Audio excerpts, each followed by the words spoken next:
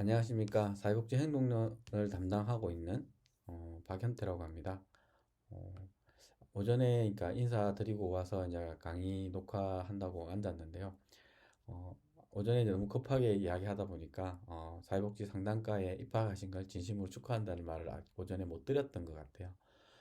조금씩 그러니까 변화하는 그리고 여러분의 목표대로 그러니까 뭐 있으면 차근차근 나가다 보면 여러분들도 저와 함께 같이 가는 사회복지 동력자로서 사회복지사라는 전문직의 영역으로 함께 하실 수 있을 거라고 생각을 하고요.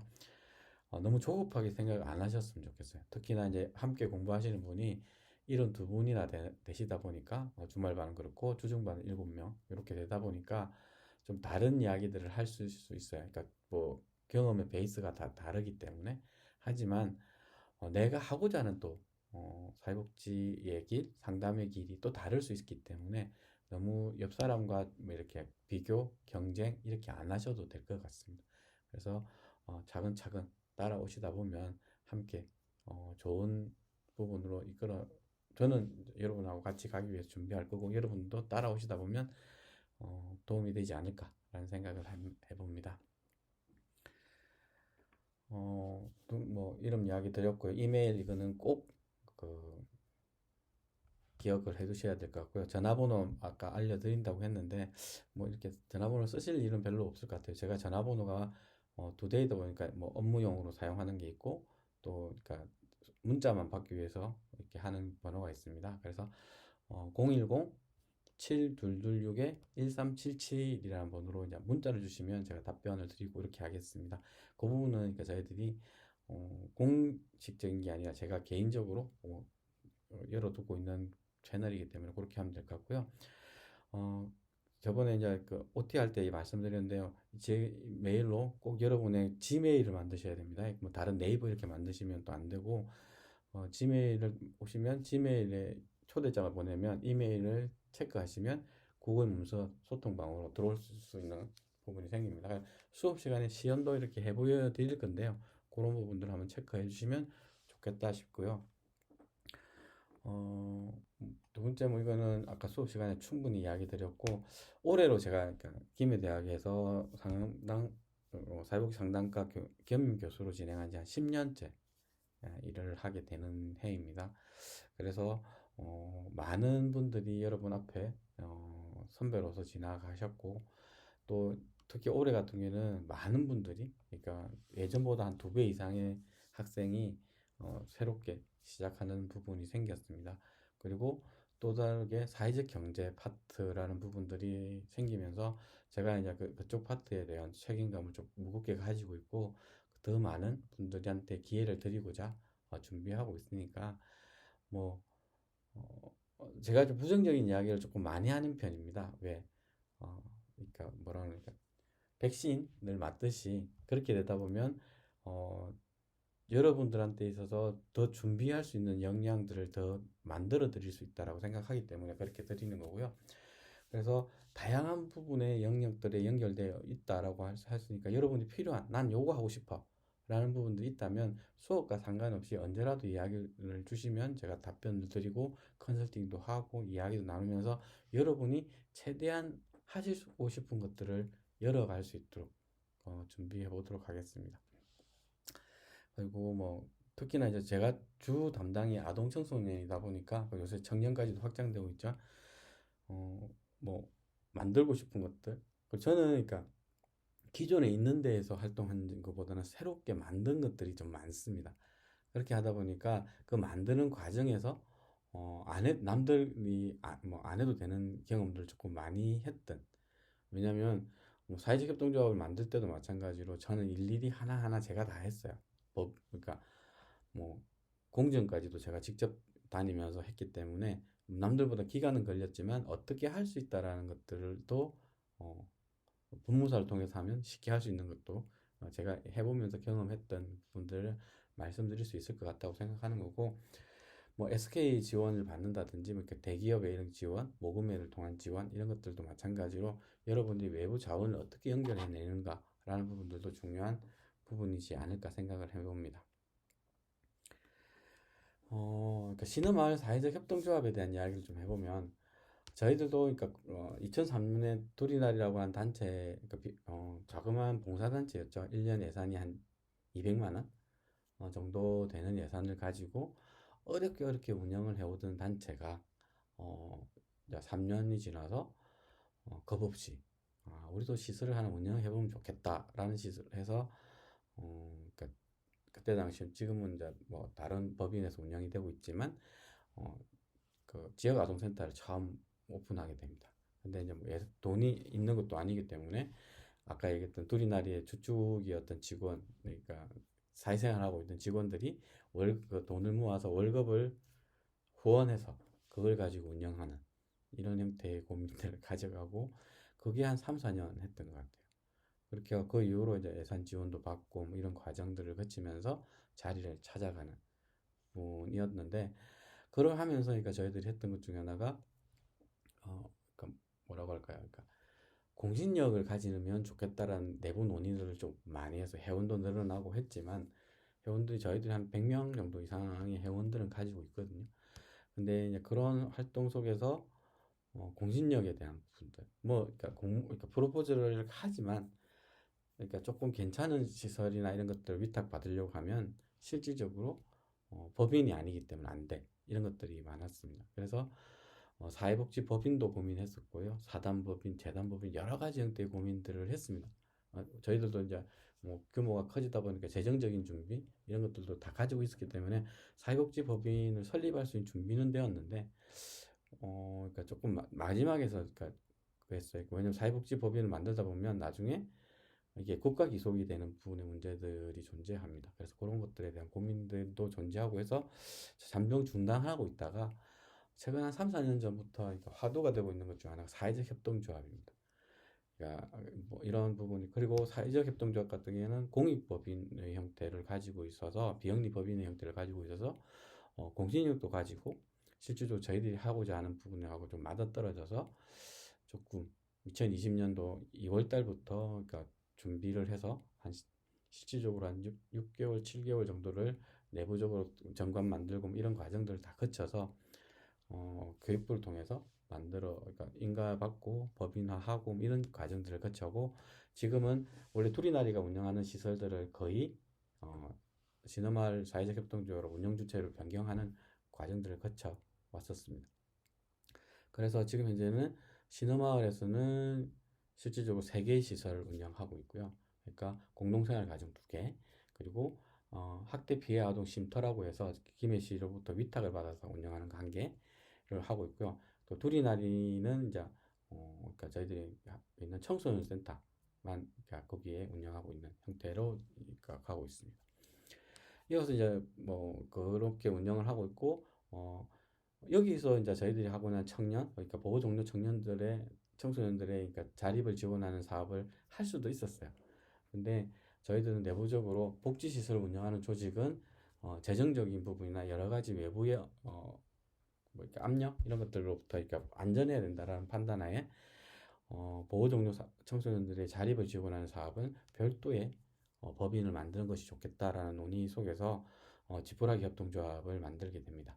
그리고 이제 뭐 2002년 7월부터 실질적으로 2002년 1월부터입니다. 1월 달부터 지푸라기 프로젝트라고 해서 보호 종료 청소년을 지원하는 사업들을 했고 이런 과정에서 예비사 그 사회적 기업 육성 사업에 대한 부분에서 이제 지원을 받으면서 활동하고 그리고 2023년 2년인가 3년에 예비 사회적 기업까지 지정을 받고 그리고 그 안에 대표적인 사업으로 이제 뭐 여행사 또가또가 여행사라는 것들을 운영하면서 지금까지 이어오고 있다라고 말씀드릴 수 있을 것 같아요. 쉽지 않은 부분의 이야기들을 해왔고요. 짧은 부분의 이야기들이라고 할 수 있겠지만 지역의 다양한 영역에서 활동을 하고 있으니까 여러분들이 필요로 하다면 다양한 도움을 드릴 수 있을 것 같아요. 그래서 뭐 그러니까 다양한 분들하고 조율가 돼 있고 제가 이제 수업식 OT 때도 이제 제안을 드렸듯이 내 주변에 있는 사람들을 나의 자원으로 만드는 작업들 그 기록 관리하는 거 엄청나게 중요하다라고 말씀드릴 수 있습니다. 잘못하면 어떤 부분이 있냐면 그러니까 함께 잘할 수 있는데 경쟁 관계로 가서 서로가 힘들어지는 이런 부분들도 존재할 수 있고요. 그래서 그리고 지역에 다양한 공간들이 열려 있어요.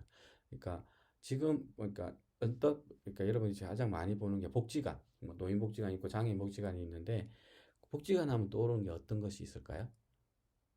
어, 건물이 있죠. 건물이 있고 사람도 있고 뭐 이렇게 한데 최근에 이렇게 지금 실험적인 부분들로 하고 긍정적인 효과로 나왔던 것 중에 하나가 건물 없는 복지관, 가상복지관의 개념들이 지금 이제 화두가 되고 있어요. 건물이 없는데 왜 복지가 가능하지? 이런 것들에 이제 의문을 가질 수가 있는데요. 어, 굳이 건물이 있어야 돼? 라는 생각이 있습니다. 우리 생활 주변에 엄청나게 많은 공간들이 있어요. 저도 이제 그 김해시 이제 김해시 도시재생 사업 안에 있는 공간에 입주해서 그러니까 활동을 하고 있지만 어, 대표적인 게 교회 공간도 낮 시간대에는 비어 있죠. 뭐 다 비어 있다는 게 아니고 일정적으로 활용할 수 있는 공간, 그리고 많은 작은 도서관, 뭐 이런 공간도 있고요. 도시재생 공간도 있었고 이렇게 하면서 지역에 엄청난 공간들이 그러니까 뭐라고 해야 됩니까? 놀고 있다는 표현이 조금 그런데 제대로 활용이 안 되고 있는 시간대의 부분에 있어서 그러니까 집중적으로 사용하는 시간이 있고 거의 뭐 놀고 있는 시간대의 공간이 있다. 그럼 이 공간들을 활용하는 부분으로 조정한다면 뭐 다양한 형태의 프로그램들을 해낼 수 있다고 생각을 합니다.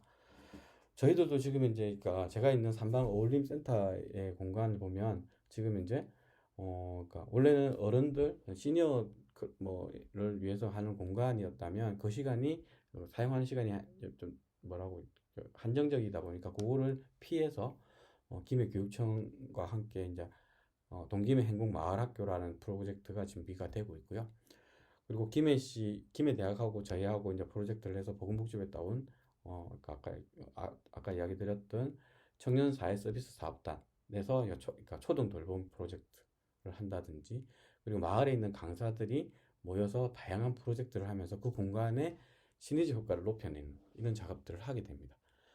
그래서 여러분들도 마찬가지로 내가 잘하는 거가 있다면 특히나 이제 자기소개서 쓰실 때 충분하게 어필을 해 주십시오. 나는 이거 잘해. 요리 잘해도 되고요. 정리 잘해도 되고요. 아니면 뭐 나는 맛집을 많이 알아. 뭐 이런 거 다양한 정보들을 가지고 있으시면 그것들을 어필해 주시면 충분하게 특히 저기 맛집 같은 경우는 제가 여행사를 하기 때문에 그 부분은 충분한 자료로 활용할 수 있는 거죠.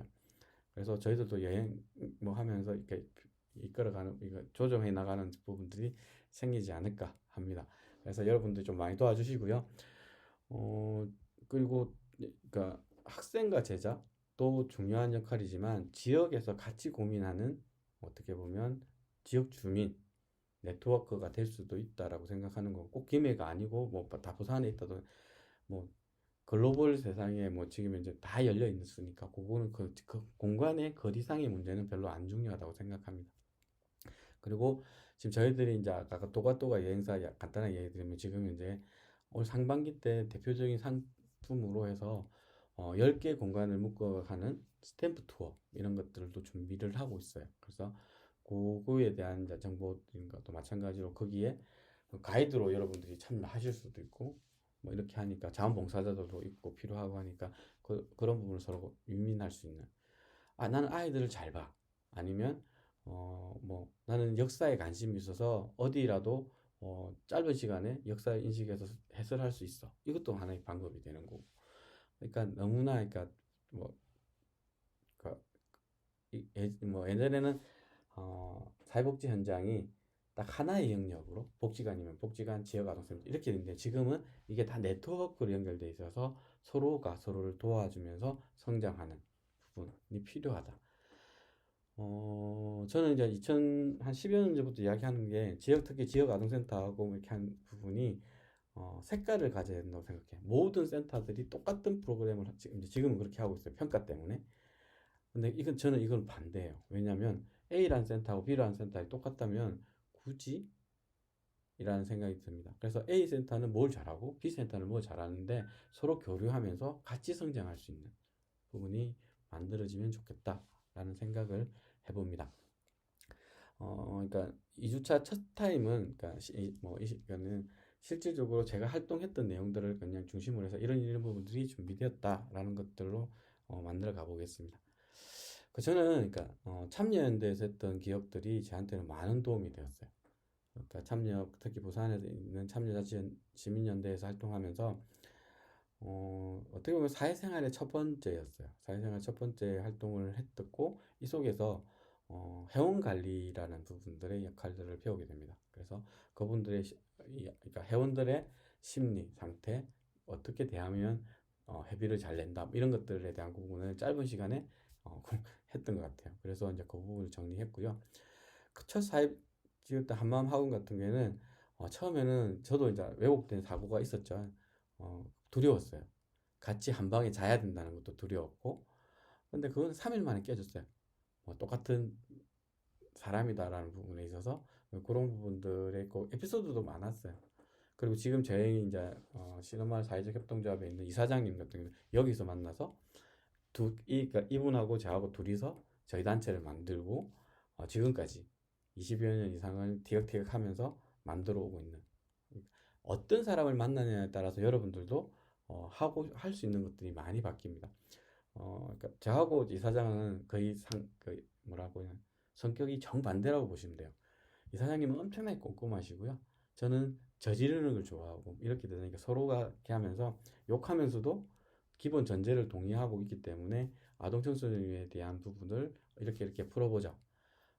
그럼 지금은 이제 사업이 늘어나고 이렇게 하다 보니까 각자의 영역에서 하다 보니까 서로를 오해하는 경우도 또 있어요. 뭐 그런 거. 그리고 장애인 부모회 같은 경우에는 새로운 정책들을 만드는 게 재밌었어요. 뭐, 예를 들면 그 장애인들한테 교육비를 지원하는 사업이라든지 도우미 뱅크라 지금은 좀 다른 형태의 뭐 바우처 사업으로 많이 변환되겠지만 전국 최초의 도전들을 조금 많이 했던 기억이 있습니다. 그렇게 그러니까 만드는 족족 뭐 지자체하고 아니면 교육청하고 통해서 이렇게 변화가 되고 대표적인 게 이제 마을 그 계절학교를 저희들이 기획하고 대부분의 시군에서 이제 부모회에서 지금 운영을 하고 있는데 그걸 시범 단계부터 안정화시키는까지를 제가 담당을 했었고 이렇게 하고요. 또 1328 해피존 같은 경우에 전국에 34개가 같이 그러니까 활동을 하고 있습니다. 지금도 네트워크가 만들어져 있고 SK 지원을 받아서 그러니까 부서기 사랑나무하고 저희가 같이 운영을 했던 경험이고 지금 이제는 중앙 지원은 없어졌고 이제 각자 알아서 살아가는 형태라는 분들을 했고요. 그러니까 여기 보면 이제 지역사회 보장협의체 안에서도 미래세대 분과, 아동청소년 분과, 마을 공동체 분과, 뭐 실버협의체 위원장, 부위원장, 그리고 작년부터는 지역 공동체 분과, 뭐 이렇게 분과장 역할들을 담당하면서 지역에 처음에는 아동청소년만 고민을 국한했다면 지금은 좀 더 넓은 공간으로 확대돼서 이야기를 하고 있다라는 생각을 하고 있습니다. 이어서 그러니까 뭐 지역 아동센터 같은 경우는 제 있을 때 34개, 그리고 지금 조금씩 더 늘어나는 추세였고요. 실질적으로 사무국장의 역할도 했었고, 그러면서 전체적인 지원하는 역할, 그리고 뭐 감사, 그리고 실질적으로 2012년 회장을 하면서 제가 보건복지부 장관상도 같이 받게 되는 이런 부분들도 했었습니다. 그리고 김해는 다양한 형태의 지속 가능에 대한 그러니까 이제 21세기가 들어오면서 지속 가능한 문제, 그러니까 기후나 이런 것들을 이야기를 많이 하고 있는데 그 안에서 보건복지 분과 뭐 이런 활동들을 하고 있고요. 지역은 올해는 이제 보건복지보다 마을 공동체 분과의 부위원장으로서도 활동을 계속 이어가고 있습니다. 그리고 그러니까 여기에서 뭐 이야기하는 신어마을 학교 같은 경우는 지금 이거는 교육청에서 뭐 학교라는 이름을 못 쓰게 해서 신어마을 배움터라고 이제 하고 있는데요. 이런 부분에 있어서 이걸 만들기 위해서 그러니까 모금 활동을 했던 기억이 있어요.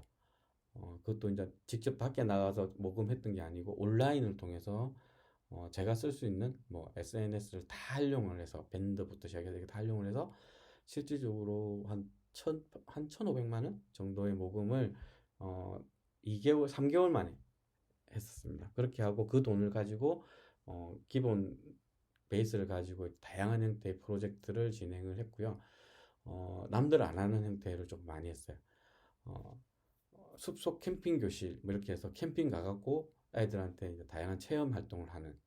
이게 이제 또 코로나 기간하고 겹치다 보니까 좀 다르게 접근을 했는데요. 어, 그러니까 숲속 캠핑 교실을 갔는데 시에서 방침이 내려왔어요. 어떻게 만나지 말게 해라. 어떻게 했을 것 같아요? 보통 가면 취소하고 안 합니다. 근데 저희는 했어요. 어떻게? 가족 단위로 다 초대를 했습니다. 그래서 캠핑장 그 안에 다 가족 단위로 들어가게 하고 저희는 강당 안에서 온라인으로 프로그램을 진행하고 이렇게 했었어요. 가족, 다른 가족은 저를 못 봐요. 온라인상으로만 인사할 수 있게 만들고 이렇게 했고, 그렇게 되다 보니까 웃지 못할 에피소드도 많았고, 또 여행을 가고 싶은데 여행을 못 가니까 랜선 해외여행 이런 것들도 진행을 했었습니다. 그래서 그때 한 5개 나라, 6개 나라 이렇게 진행을 했었는데, 그때 약속했던 게 있어요. 코로나가 좀 정진이 되고 나면 해외여행 가자. 지금 이제 그런 형태를 준비하고, 그때 나라 중에 하나가 몽골이라는 나라가 있는데요. 올해 안에 저희들이 몽골을 한번 가려고 준비를 하고 있습니다. 그런 프로젝트에 대한 거. 이게 이렇게 되다 보니까 여행사를 하게 됐던 부분도 같이 오게 되는 거죠.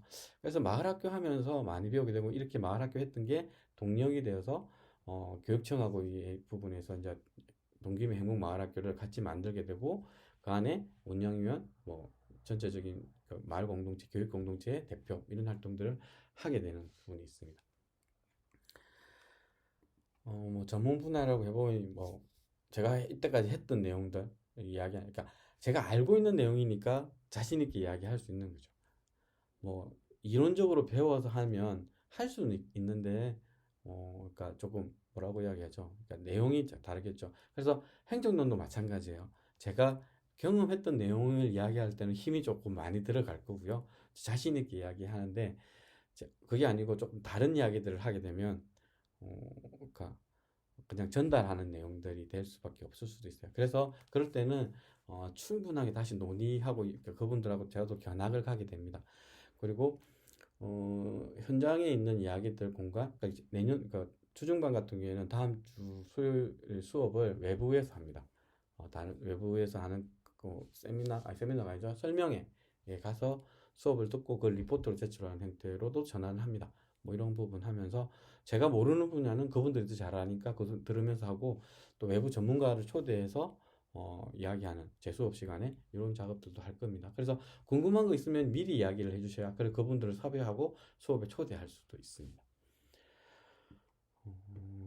그리고 뭐 이건 좀 지켜봐 달라고 했던 내용 중에 하나가, 수업 일정을 꼭 그때 이건 당부 꼭 드렸습니다. 그래서 잘못하셔갖고 그 뭐라고 하나 피해 보시는 분들이 없었으면 좋겠는데, 지난 시간에도 있었고 좀 있어요. 그러니까 이거는 그러니까 특히 결석에 대한 부분은 제가 컨트롤을 할 수 있는 부분이 없습니다. 뭐 안 그러니까 뭐 뒤에 뭐 지각하고 뭐 이렇게 했는데 안 들었는데 이거를 들었다라고 만들어줄 수는 없고, 시스템상 그게 딱 정해져 있어요. 그래서 여러분들이 중간중간에 계속 체크하셔야 돼요. 내가 출석을 했는지 안 했는지. 저도 그러니까 그런 내용들이, 그러니까 출석이 안 됐을 때는 최대한 뭐 안내를 이렇게 드리고 하겠지만, 여러분 스스로가 좀 챙기는 작업들이 필요할 것 같아요. 그리고 과제에 대한 그 다음 장에서 이야기하지만, 과제 내용에서 어, 뭐 개인 과제, 뭐 공동 과제 이걸 할 때 충분하게 어, 어, 그러니까 내가 직접 그 만나서 그 주말 반이시다 보니까 바쁘시고 직장 생활하고 하시다 보니까 조금 배려하고 내가 먼저 하는 이런 것들이 조금 필요하실 것 같아요. 그런 것도 좀 챙겨 주셨으면 감사하겠다라는 말씀 드리고요. 마지막으로 이제 자기소개서, 이 개인 과제입니다. 이거는 여러분을 위한 이제 계속 시뮬레이션 해보는 과정입니다. 그래서 4월 첫째 주까지 주셔야 제가 그걸 읽고 여러분들이 어떤 삶을 살아오셨는지, 뭘 잘하는지 이런 것들을 이제 정리해 놓을 수 있는, 그리고 그걸 통해 토대로 해서 여러분들의 이제 그러니까 학습 방향도 같이 제안을 드리고 합니다. 제가 뜬금없게 저희 이제 졸업 선배 여러분들의 선배들한테 상담을 위해서 오셨던 분도 계세요. 이분한테 니는 상담하고 이러면 상담하고 안 맞으니까 상담 말고 딴 거 하세요. 사회복지 쪽으로 하시는 게 좋을 것 같습니다. 그리고 아니면 뭐 이런 것들을 활용할 수 있는 프로젝트로 가시는 게 좋겠다 이렇게 했던 것도 있고요. 그래서 그분은 이제 글로 가셨어요. 나중에 이제 잘못되면 저한테 이제 원망하시겠죠. 그런 부분들도 체크했으면 좋겠고, 그럼 한 5주차 정도 이렇게 다시 되면 이제 사회복지 조직 조사에 대한 것들 과제, 팀 과제로 드릴 겁니다. 그러니까 뭐 바쁘신 와중에 이렇게 할 수 있지만 뭐 그 팀 중에 리더가 조금씩 나오셔갖고 진행하면 좋지 않겠다 생각하고요. 주중반 같은 경우에는 뭐 두 개 팀 정도 인원이 그렇게 안 많으니까 12주차부터 발표를 할 거고요.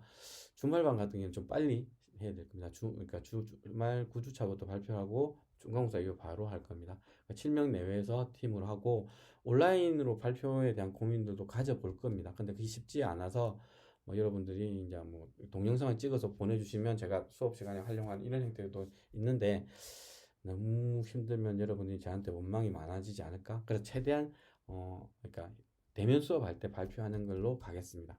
그렇게 한번 체크해 주셨으면 감사하겠습니다. 다음 2차 시부터는, 그러니까 1주차, 2주차, 2차 시부터는, 이제 수업 내용으로 들어가서, 강의하도록 하겠습니다. 잠시 쉬었다 볼게요.